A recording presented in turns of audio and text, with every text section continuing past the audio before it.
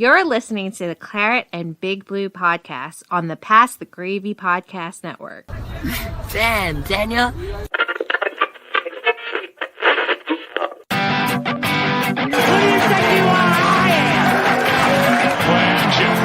middle, touchdown Giants. Taken away by Wicks. Oh, it's glorious!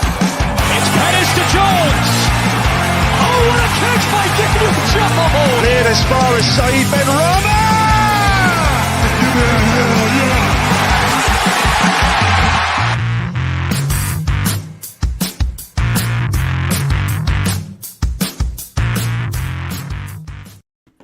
And we are live. We'll do it live. Welcome everyone to Claret and Big Blue, probably the only podcast on the internet dedicated to West Ham United and the New York Giants. That's right, football and football balls. For everyone's taste, I am Mike Fish and I am joined as always by Mr. Alex Middleton. Alex, how you doing, buddy? I'm doing good. How are you doing, buddy? I'm wonderful, Swell, wonderful, spippingly, indubitably joyful. How you been? How's your weekend? It was pretty good. It's always good when West Ham wraps up the weekend with a win. Although we'll get into that. But it was. I felt like they were trying to screw us over in that one. But a win's a win, and I'll take it. Tottenham lost. That's also good. So anytime you combine those two. What did you do with the extra 2 hours that we gained by springing back over the weekend? I traveled. Saw the world. Mm-hmm. Mostly the inside of my apartment, but still, I consider traveling from the bed to the couch. That's traveling. At least you don't need your passport, so no one can track you. That's true. That's true. Off the grid. Mm-hmm. Pretty Fuck much. So what have we got to talk about? So obviously we've got a couple of West Ham games, Sevilla and Aston Villa, but I guess we can kick the later things off with the very little bit of New York Giants news that we have this week. Obviously now we're venturing into free agency as we count down to the draft, which is what? How long's the draft now? About 5-6 weeks? April? Yeah. About a month. A little over a month. But we signed a couple of free agents to bulk up the offensive line, Mark Lewinsky and John Feliciano. You're way more knowledgeable than I am of other teams other than the New York Giants. What do you know about these two fellas? I don't know a ton about Feliciano. I think he's gonna mostly be kind of a depth guy, which you can't complain. Like honestly, this is the exact opposite of what Gettleman did, where he was like, "We're gonna put some guys up front and give ourselves an offensive line and protect the quarterback and start a dominating run game." And then he didn't do any of that. And Joe Shane was like, "Hey, I'm gonna build a fucking offensive line." And it was like one of the first signings was an offensive lineman. You're all right. Well, I mean, I don't think we're done. We obviously need to continue to improve that offensive line, but Glowinski's not like a stud offensive guard, but he's I think a reliable number one at that position. So he's a solid starter. Like we said before we went live, it's not like we had much to go with anyway. We don't have a lot of cap room right now. Obviously we've talked about trade. We've talked about the Barkley trades the last couple of weeks. I don't know if any of these can materialize out of that, but if we do that, we can soften up some cap room. And I saw like if we get rid of Bradbury this year and Barkley this year in trades and just kind of offset their prices, and then next year if we cut Galladay and Williams, that's about $80 to $100 million in cap room that we would then have. And I really feel like that's what you're going to kind of see the Giants work towards this year. It's Joe Shane's team now. It's Brian Dable's team.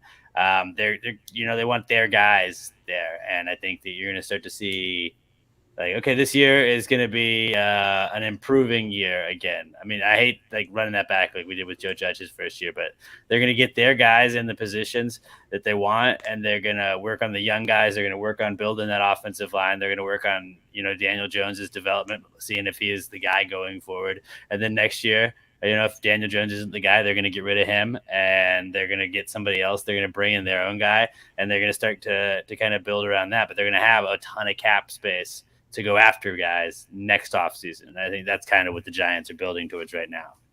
Yeah, definitely think it's going to be a building year. I just want, like, I'm not expecting us to have a winning season, but I just want us to at least be competitive in the games. Like last season, or last couple of seasons, it was whenever we lost, we like got beaten like ridiculously. I just want us to be at least show something, and I'll be happy because that's we lose, but I want to watch a game.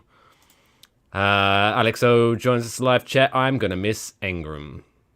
I am not gonna miss. I think he might be the only guy. Best of luck to him in Jacksonville. He bet on himself, took a 1-year deal, but I mean, it's very possible he's gonna just tip the ball to the other team, and then nobody's gonna want him. But a first-round tag and a lot of speed always sticks with a guy. He would be very good at volleyball. He would be great at volleyball. Maybe you should look into that if football doesn't work out. I mean, you get to play on the beach, get the sun. You can't hurt the Giants anymore. I love that. I love that whole thing about it, and I love that you can't really do that in Jacksonville either. So, shout out to Evan Ingram. Thank you to the Khan Best of family luck for taking away from us. What else? So yeah, so you reckon Kenny Golladay is going to be ousted? Because I mean, he had a horrible. Obviously not this year, but next year. But I think they're going to play with him this year. It was just one of those. Like looking back at just the terrible contracts that were given out, I think that Leonard Williams, it seemed like a good idea. The trade didn't really seem like a good idea. But then once you traded for him, you kind of had to re-sign him. And I think Leonard Williams was one of the better defensive players last year, but that doesn't say a lot because our defense wasn't all that great. You just hope you can get the most out of him this season. Maybe you get him to teach some of the young guys if you draft somebody, which we should probably in the top 7 picks that we have. You just kind of try and rely on that. And then I think after that, Leonard Williams is going to be a big cap hit. And if you can free up some of that cap space next year, then you can really go shopping for the guys that Shane and Dable want. And they may not want to go that route. Maybe they want to just slowly build kind of like the way that Buffalo did, whereas like you get the nucleus of the team, you build the defense. You can't score on that defense. Then you got the offensive line established. You lean more on the run. Then you finally go. And they didn't chase a quarterback. They waited for a Josh Allen to come to them. And they slowly developed Josh Allen year by year. And then you got Josh Allen that you have now, where he's one of the top 5-10 quarterbacks in the league. I think that might be the route they're trying to go. So that they're not in a rush, and I appreciate that. But also, like, I want us to fucking win again. Yeah. Well, but the way they're doing things, it almost makes it exciting to see what they pick up in the draft. Like where looking they're at statistics. Like actually, making educated decisions instead of just be like, well, back in my day, when we had leather helmets, we would have gone with this guy. And you're like, all right, Gettleman, chill out. Did he ever play? He doesn't look like a guy that played. I don't know.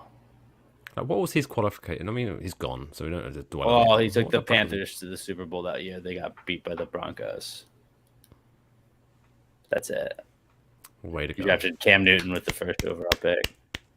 Solid pick. Everybody would have done that.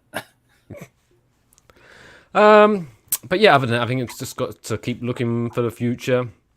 Anything else catch your eye in Giants-wise?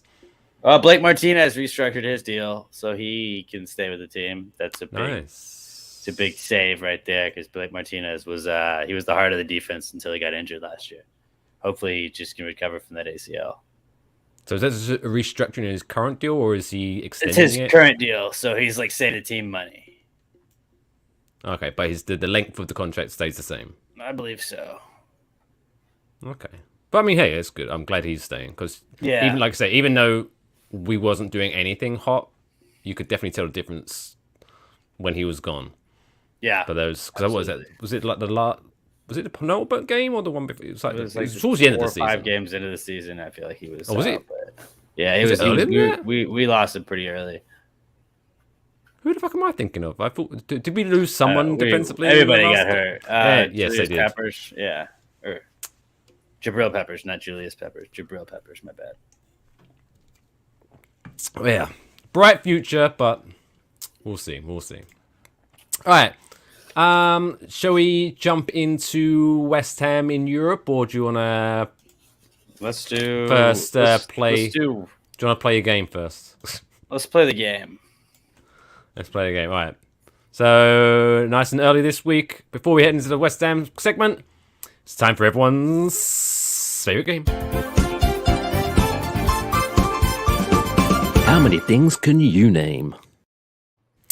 This week, another user suggested topic. Thank you, Alex O. Remember, if you do want to suggest a topic for how many things can you name, slide into our DMs at CBBpod on Twitter, and you can suggest your questions asked, I guess. This week, we're talking World Cup winners, Mr. Middleton. So, throughout the vast history of the World Cup, funny enough, only 8 countries have ever won the World Cup. So I'm going to give you 30 seconds on the clock to see if you can name as many of the World Cup winners. And your time starts now. France, Germany, 1, Brazil, 2, 3, Uruguay was like the first winner, right? 4. Uruguay, Argentina. 5, Argentina, Spain, 6. England. Yep. One more. The Netherlands. No. Italy. Italy. Why didn't I think of that? Shit. Do you know what? I honestly thought. Italy beat France in a final. I remember that game. I was like, he's not going to get Uruguay. I have pretty good like World Cup like winners knowledge. It's impressive. Although I could have been a dick and use a trick question and be like, you said Germany. West Germany. You didn't get West Germany. Right. They get the stars on their thing. They get those World Cup stars. Do you know what? Actually, did East Germany have a football team? I wonder. I don't think so. If they did, they weren't very good. Yeah. All the good football players in the West, obviously. That was fun. You did well on that one. You did way better than I thought it was. Netherlands lost the World Cup. Yeah, you're right. Yeah, that's to Spain. That was Spain's one because Spain hadn't gotten it, and then they played the Netherlands. And I always root for the Netherlands, like outside of U.S., just because like they have cool orange jerseys. That's always fun. Dude, I'm a big fan of orange. Right, and they had Memphis and who was the other? There used to be like their stud, their captain, Ruban. Yeah. He's like in his early 30s, but he looked 50. Yeah, no, they were a fun team back then. Van Persie. Oh no, I was thinking of someone else then. But yeah, Van Persie. That was my go-to FIFA team, like because we would always play. Like, we would play international teams, and you couldn't play like. It was like, you'd be Brazil tight, dude. Like, way to go. Just like the favorites. So you always just picked like random ones. And I would always play with, when my friend Curtis would play, he'd be Ivory Coast because he liked Didier Drogba. And I would be, where's Samuel Eto'o from? But I was always that team too. So it was like, that was our go-to. But then I would play Netherlands if I had to pick another team. I mean, they had some. Back in the 90s, mid to late 90s, they had like Bergkamp, Overmars. They had some great players. She haven't won anything though. Never mind. Maybe this year. Are you looking forward? Maybe. Are you looking forward to the World Cup this year, or are you kind of like? I'll watch it. I'll watch it depending on when. It's on the middle of the night, isn't it? Yeah, I think the games. Well, the early games, I think they're going to be like 4 or 5 a.m. for us. Which isn't ideal, but I'm obviously going to watch the U.S. games. If they get there. They're going to get there. Shut up. I mean, what are they? Shut up. They're going to get there. CONCACAF World Cup qualifying. Let's have a chicken. I think we're second or third. 4 points behind Canada? Us, Canada, and Mexico are going to get the 3 bids. And then Panama. Panama. How does it work? I think Panama qualified over us last time. Oh, Panama has to go to a interconfederational playoff. I mean, yeah. So it's what? There's 3 games left to play, and they're 4 points behind you. Yeah, so it's probably unlikely they're going to. So yeah, who'd have thunk Canada, United States, and Mexico would be qualifying compared to the other teams that no one's really cares about. At this point, shouldn't they? I mean, obviously, for competitiveness, they have to put them in there. But isn't it just CONCACAF should just be like every World Cup, right? USA, Mexico, you're in. The rest of you fight it out for the third one. But that's the final qualifying process. Okay, so I mean, you did fuck up. Gives last everybody time. a chance. Gives it, yeah. Italy fucked up a couple years ago too. They did. I remember we were in there, but I think barely, and Italy did not qualify. Or maybe Italy and us didn't qualify last time. Something like that. You might be right. Still, England will be there. I just want England to play America. That'd be a fun game. You'd fucking lose so bad. We'll see. We'll see. You lose so bad. But on the plus side, that's going to be like an amazing time of the year because obviously the Premier League will have a break during the World Cup, but we'll go from Premier League into the World Cup. World Cup's on while the NFL's on. Holy shit. Pretty wild. They're pretty We're going to wild. be so busy. Do you think Pulisic is going to love, like, he's got to love national team duty right now way more than Chelsea duty, where he's like, yeah, I mean, Chelsea wins and stuff, but it kind of sucks where Chelsea is now. Even though it doesn't, I don't understand the whole thing. I was trying to talk to you about it, and then I was like trying to read about it on Twitter, and I was like, so they can just like, so they're trying to get Middlesbrough not to let them have fans in the stands and play it with like a closed stadium. Yeah, because Chelsea can't. But sell Middlesbrough's tickets. like, no, fuck you. We're allowed to sell tickets. It's not our fault. I think it's kind of bullshit that they're like not letting the guy sell the club because he's trying to sell the club and he's not trying to make money off it. And like, be like, okay, you can get rid of Chelsea. But Well, then, like, he is fuck going to make you. money off of it. He's gonna make his money back, which is still a lot of money. But I don't know. It's a weird situation for Chelsea to be like punished because of it. Yeah, it's a very complicated situation. One I think I'm going to go cross-eyed if I think about it too much. Like those guys are just like going into work, like they're laying off employees and stuff. It's like those guys didn't do anything; they just worked a job. Yeah, I don't understand why. I thought it was just because he was but- Russian, and then you're like, no, he and Putin were like boys. Yeah, apparently That it's very makes more close. sense. But yeah, I mean, don't I'm understand if why you're they like a can't rich just take Russian over. person, you're gonna be best friends with Putin, right? That's how it works. Alexander Ovechkin, I'm assuming, is like BFFs with Putin. You know, like if you're like an awesome Russian athlete, like he's gonna obviously be your friend. He does like to be around successful people, apparently. That's kind of how anything is, though. It's like, Yeah. oh, you're like Jay-Z. Okay, you goes to the White House. He's Jay-Z. That's what happens. Like, big people go to like the powerful people. But yeah, I don't know how it all works, but I don't understand why they can't still let them make money, but put the money in a separate pot. So Yeah, like he doesn't get don't it, let him have access to it. but we can still pay people to work. I don't understand. It all. Like, couldn't you turn it weird. over to the league? You could turn it over to the Premier League right now and be like, look, you have to run this club for now, and then the Premier League can figure out what the fuck to do with the money, or make all of the money that he makes go to the league now. I don't know.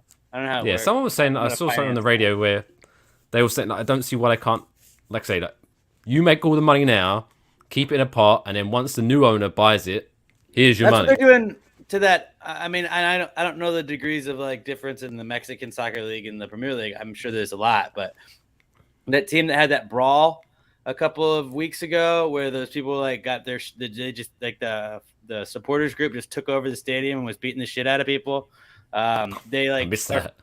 Oh no, they're like forcing the owner to sell the club, and they turned over ownership of the club to the league, and they're making the league sell it by the end of the year. And it's like, why don't they just be like, all right, well, Premier League, you guys do that. You guys take over Chelsea. You operate them, since he obviously can't. But like that way, people can work and stuff. I don't know. I mean, I hope it means Chelsea drops and we somehow are able to capitalize on it. Chelsea's quite a few points ahead of us, so Oh yeah, if I don't they think that'll happen. But punished them and like subtracted points from them, that'd be hilarious. subtract 20 points from them. Yeah, just enough so they can't catch us. And so we That'd can, be nice. and so we can get Champions League. That's the dream. Right. Speaking of Europe, it's now. I guess it's time to head over to Hammer time. West Ham United. Let's just go over Sevilla, the Sevilla game last Thursday. One of my tweets came back to haunt me because what I said was, hey, if we play like we played against Liverpool, surely that will work out well. But then we literally played exactly like we did play against Liverpool, where we played pretty well, had lots of chances, didn't take them, and we lost 1-0. Yep. So it was pretty much a rinse and repeat. And it was 1-0. So I take blame for that. That's my fault. Pretty great. We had some opportunities there at the end, but yet again, it just feels like Antonio can't be the one guy you rely on offensively. Bowen not being able to go and stuff is kind of was definitely you could tell for sure. I don't remember who went out for them very early on though. They had an injury. I want to say that it was one of their better players. I'm not exactly familiar with Sevilla very very much, but was it Marshall or Mir? No, it was Corona. It was Corona got hurt, and he had to go out, and I think that was beneficial to us. At least that's what I'm honestly repeating what I heard when I was listening to it on the radio. But I don't know. I thought that we had so many missed opportunities. Defensively, we were all right, until obviously we get that goal. I don't know. I just don't have a great feeling about the next leg of this. We showed a little bit of something against Villa, but Sevilla, while spelled very similarly to Villa, is not the same team. That's a scientific fact. It is fact. But I mean, moving in, I mean, there's not really much to talk about the game because it happened. But moving on to the second leg this Thursday. Apparently, Bowen's going to be back for it. Apparently, is he for sure? Well, I haven't heard confirmed, but I did hear that he was rested for the Villa game as a precaution. So unless something's changed, and I haven't checked on it today, hopefully he'll be back. Obviously, we've got Declan Rice back. Ben Rama's in form. Antonio, I don't know. I haven't heard anything about Antonio. Yeah, that was another thing. And but to be fair, I'm not going to miss it. And Mikel Antonio getting injured at a certain point in this season. But you said you're not going to miss him? Yeah, I feel bad saying it, but again, not to kind of we need to change the scenery a little bit. We need to change Villa, it up just a little bit. He just looked like he was done. He was just running around aimlessly, like, I'm trying, but I got nothing left. That's how he was in Liverpool, man. Like, that's how he was in the first leg against Sevilla. That's what I've been talking about with Antonio. And I love Antonio. I think Antonio's awesome. And, like, he's a hammer. He's a badass, But he has those stretches where it's just like, what, are you just running around? Like, it doesn't look like he's doing anything. He's just aimlessly running around. And, yeah, he's awesome when he can put it away at any given time. But it just doesn't seem like he does a lot. And then, he can string up 2, 3, 4 goals at a time and stuff like that, like in a short week period, a couple week period. But like, I don't know. I think that start Yarmo, start Vlasic, one of those guys. I think Yarmo, ride the momentum of Yarmo. I mean, we'll see how obviously he is mentally, because I think I could be wrong. Was it him that said that where he wasn't ready to play a whole game or something like that? Maybe I missed that, but yeah. But yeah, I think he's Vlasic and run him out there. Yeah. So looking ahead at the second leg before we get into the Villa game, you're not feeling confident? Only 1-0 down at home. A couple of players back. I mean, it's doable. I just don't have a ton of confidence going in this. This feels like a 1-1 draw at best. The only thing I'm nervous about is that I think we'll go down early. We score like 82nd, 83rd minute, and then we just panic while we watch West Ham take shot after shot and just not be able to connect on it. That's like the most West Ham way to go out of Europe, I feel like. Yeah. No, I think the most West Ham way would be penalties. That would be... I just hope that doesn't happen. But that's the only reason I'm worried about the game is unless we want it to go to penalties, we have to win by 2. So if we... It's a win by 1. There's no away goal. Goals. But if we win by 1, it goes to penalties. If we win 2-1 in the second leg? Yes. Why? Because then it'd be 2-2 overall. Oh, fuck, you're right. No, it wouldn't. Yeah, it would. It'd be 2-1. No. If we win 2-1 on Thursday... Okay. No, I get what you're saying. Yes. So unless we're going to keep a clean sheet, which who knows, in theory we're going to have to score 3 goals to win. Against Sevilla is pretty good stuff, and they're going to sit back. They're going to try and avoid that. So I'm worried that it's going to be a very nervy, at best, 1-goal win, and it's going to go to penalties. I'm just shitting myself for that. Because that's going to be... I mean, I remember watching England versus Italy in the Euro final, being that nervous. I think this might be higher than that. Because this is the first time I've actually watched West Ham properly in Europe for a very long time. I think since the 90s, when it was in the old I have breaking Giants news. Ooh! We have signed Tyrod Taylor, the quarterback, formerly of the Houston Texans and formerly of the Los Angeles Chargers and Browns and Buffalo Bills. Is that backup or backup / I don't know, maybe it's a little bit of a competition, somebody to push Daniel. Wait, how do you spell his name? Tyrod. Tyrod what? Taylor.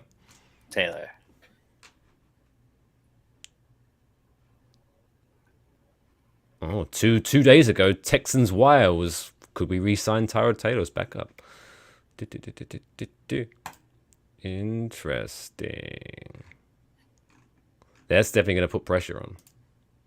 Yeah, I mean, but it's also like I'd rather have Tyrod Taylor as a backup than than the Mike shit show that we had. Nick, giraffe Nick. Mm-hmm. He was terrible. Anyway, keep us up to date on that. Breaking news. You heard it here first, people. Sorry, back to LSU. Or back to West Ham. I'm reading Alex O's comments. I mean, at least he had a fun name. Yeah, fun name. All the other guy had was a big Nick. We were mostly excited that Fromm was not Mike Glennon, and that's why. Indeed. Then West Ham went back to winning ways in what feels like the first time we won in months. Obviously, it wasn't, but it felt feel that way.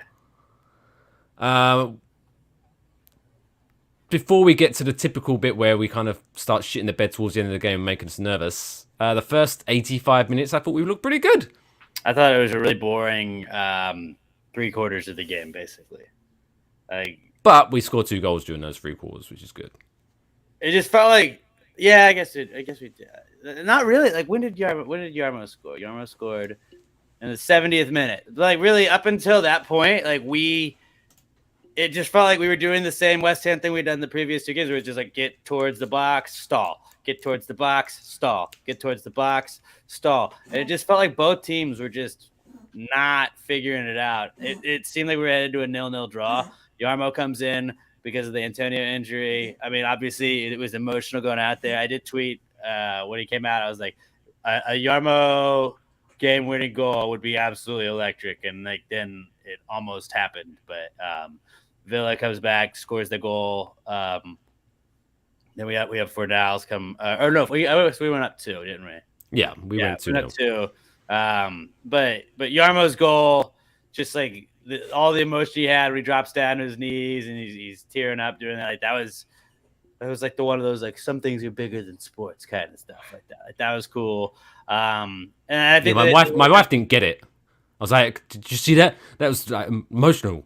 She was like, "Why?" I was like, "It's from Ukraine." Because it's from Ukraine, but also he's been shit for like 2 years. And he figured it out in the biggest moment he could have. And this was the time he came through. This is amazing. I was so happy for him. Yeah, I don't know what it is about him. Just even before the whole Ukraine situation, even before, there was just something about him. Whether it was because he was doing so well for his country, or every time he came on, I was like, "Please let this be it." I want it rather than. It was because of when you see him at Ukraine at like the Euros or any sort of international plays play. So well. just do that for us. And like he would do it. And that goal he scored, that fucking like that. How sick was that? He literally caught the pass, does a 360 spin and kicks it. He was like you ever play bubble hockey? No. It's like foosball, but it's hockey. Oh like, yeah. Hockey stick. And like the guys will like stand there, but you just spin it around like that. It was like he did that, but he caught the pass, then just comes around and teed it up, and like it was like he held it for himself. It was awesome, and that was a hell of a goal. And then he almost scored again. He almost had 2 goals right back to back, and he's an exciting player. And it's just like I don't know if he just doesn't fit the system that West Ham runs. Sometimes it feels that way. Even in Europa, it was kind of like he was one of the guys that was able to kind of get the team going. I mean, I know we had to have Rice step up in a couple of games, but I felt like against Genk, didn't he score? Like he played pretty well for us. When didn't he score a header? I want to say so, but he's an exciting player to watch, and it's just like he doesn't always get it done. And then him and Benrahma, I feel like, are so similar in so many ways. Where it's like, why are you on the outs with Moyes? What does Moyes not like about you guys? Oh, we're getting because like Benrahma scored 3 goals. Like Benrahma's the first sub out. It doesn't matter, and it's at 60 minutes. And Yarmo, I feel like, can't see the field unless we like are compacting a bunch of games together.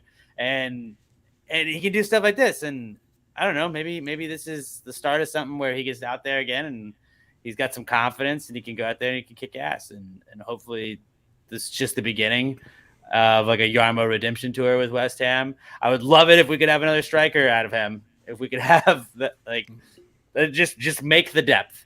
That's kind of what we did with Antonio a little bit. Antonio was kind of playing all over the field. We're like, you know what, we need a striker. We're gonna line you up front. Why don't you do that? Like, try that with Yarmo. Just like maybe that's how we get the depth. We just make people do stuff. In a weird way, what I think, and I want to say this carefully because I don't want to make light of any situation, but it's almost like perhaps Yarmolenko, when playing for West Ham, was way too in his own head, and now obviously with the shit that's been going on in his personal life, he's almost like he doesn't give a shit almost anymore about West Ham because he's focused on his homeland. So now he just goes out and fuck it, and he played amazing, and he won man of the match, which I think. I mean, if you play on it, maybe he couldn't. But I understand why he got man of the match. I think he was good to that. In theory, it should have been Fornal since that was the game winner, but just or even Benrahma. Awesome. I think Benrahma could have been. But Benrahma should have had a goal. With Benrahma, I swear Moyes just has a piece of like his notepad that says like, take Benrahma off first. No, he has like on your Apple Watch, like he's just like a reminder. Set a timer for 60 minutes.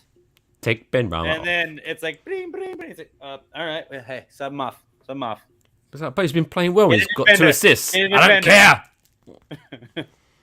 Where's Noble? Tell Noble start warming up. Are you going to watch the next game, Alex, or is St. Patrick's Day going to affect that? I got a phone, brah. I got a phone, portable chargers. I'm set.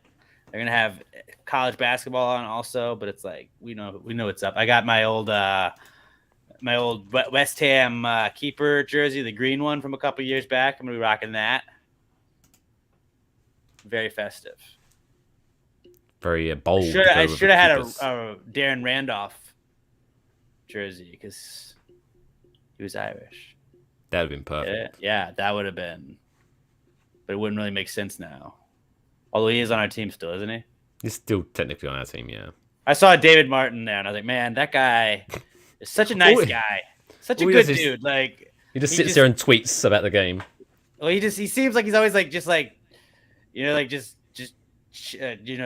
it up with the boys on the bench, just hanging out there. You see him in I think he was on the bench, wasn't he? He came out in like the Sevilla big, game. Yeah, he came out and then against Villa, like he wasn't dressed, but he was like kind of like walking out with the team in like the big coat and everything. It was just like, that guy's fucking what a likable dude. And it's all because he shut out Chelsea that one time. And I'm like, I don't care what you do for the rest of your career. You stepped up, and I love you for that. I hope he gets paid forever just to sit there, just to hang out. And like he wasn't Roberto, and we were like fucking 4th string keeper. Let's start that guy from now on until Fabianski comes back. Because shoot Roberto the fucking moon. I hate that guy. That's maybe like has to be my most hated West Ham player since I've been a fan. We're at Pyatt. Was you I there was with Pyatt? I was after Pyatt. You missed. Oh, okay. Well, Pyatt, I feel like the good outweighed the At bad. least, yeah, he Or at plays least very you had well. the good. You never had good with Roberto. You're like, No. all he's gonna do is fucking punt it into his own net. Do you know What are you how doing hard it is anyway? to score an own goal on yourself? What are you doing on St. Patrick's Day Twice. anyway? Because I know you got the live show in the morning. Rod Ryan show hang out afterwards. I mean, it's the biggest St. Patrick's Day party in Houston, so we're gonna be hanging out right next to Minute Maid Park where the Astros play. They have like a pop-up bar that's gonna be out there, and so I'm gonna get off air and hang out there for a little bit. And then the game starts at 3:00 your time? 3. I wrote it. 3:00 our time. I'll probably stay through that, and then that'll be it. And then big game in the evening. The Wildcats versus the Peacocks. Wildcats. I picked the Wildcats to win the whole damn thing in one of my brackets. The first bracket I did, I was like, I like it. Felt good. Felt good picking Wildcats. Go Wildcats. I'm doing a What is bracket. You should enter the bracket thing. It's Pass the Gravy and Beer Sports whatever, and it's a $10 buy-in, and you win all the money if you win. Which I will, because it's always the person that has no idea what's going on that's always Right. somehow wins. Let your dog do it, and your dog system can just be picking dog mascots and against cat mascots. Fucking cats. Go UK. Is anyone want? Is that like a public bracket thing, or is that just? Yeah, privately? it's my friend Mike is he has a podcast called Beer Sports whatever that I've been on a couple times, and he wanted to know if Pass the Gravy wanted to like team up with it. So we're like, instead of everybody being like join my bracket, we're just both doing it. That Join means our you bracket. join our bracket, and that way we get both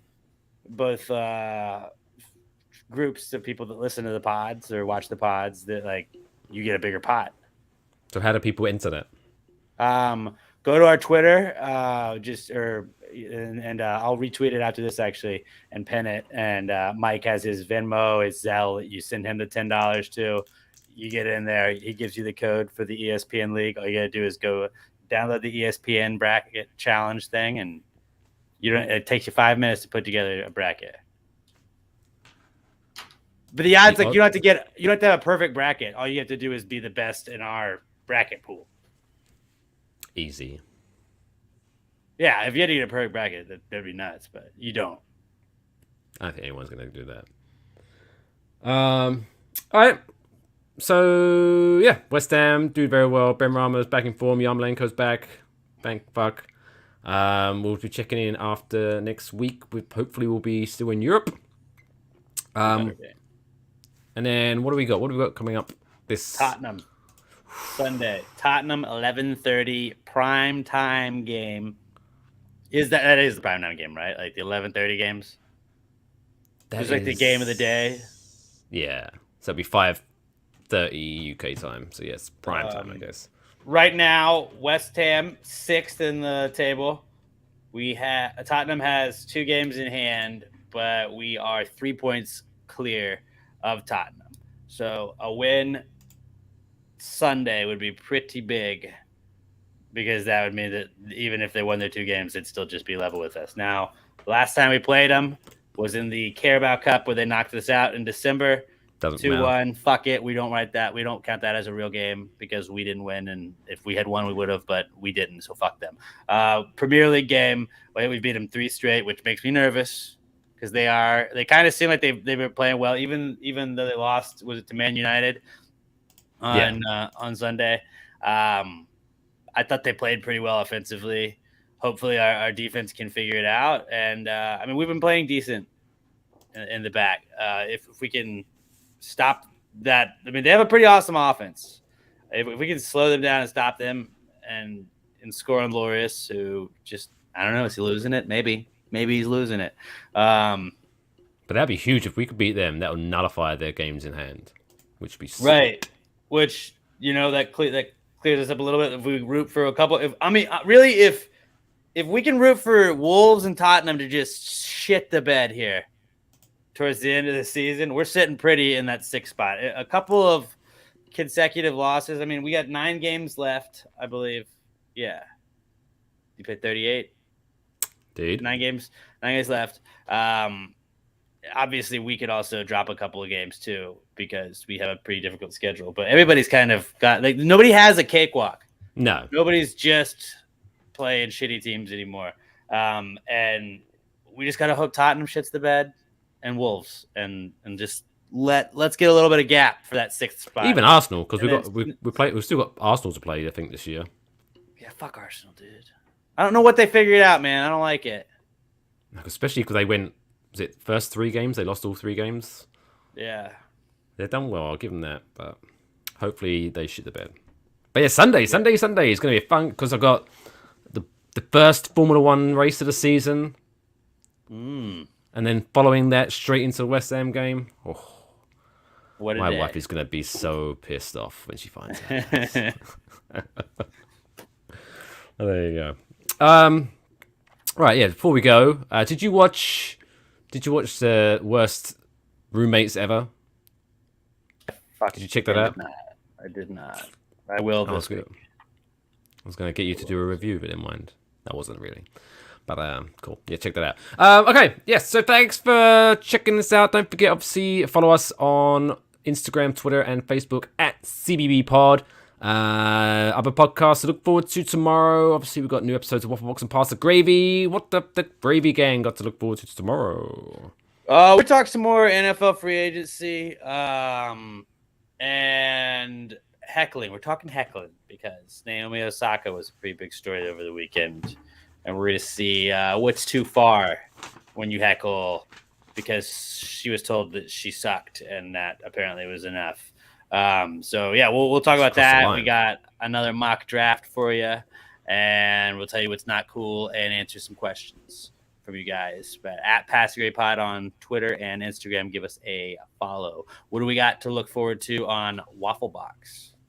Tomorrow on Waffle Box, we're going to be talking about tone-deaf Kim Kardashian and her advice for all the ladies out there of how to become rich like her.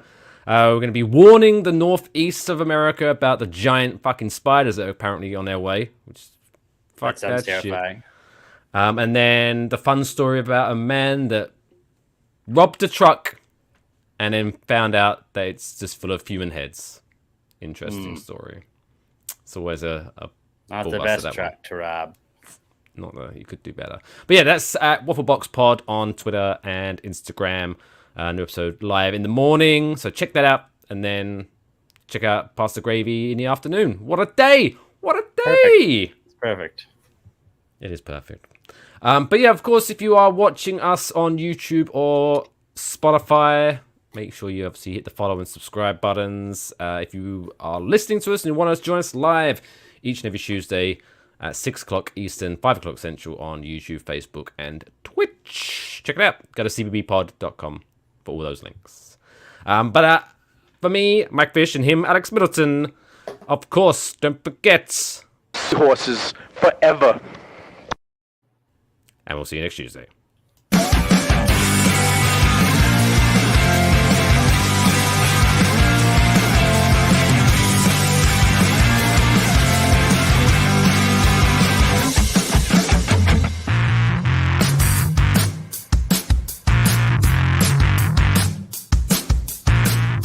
Hey, let's go to Peyton. He's going to break down that touchdown. Can't hear shit. Never mind.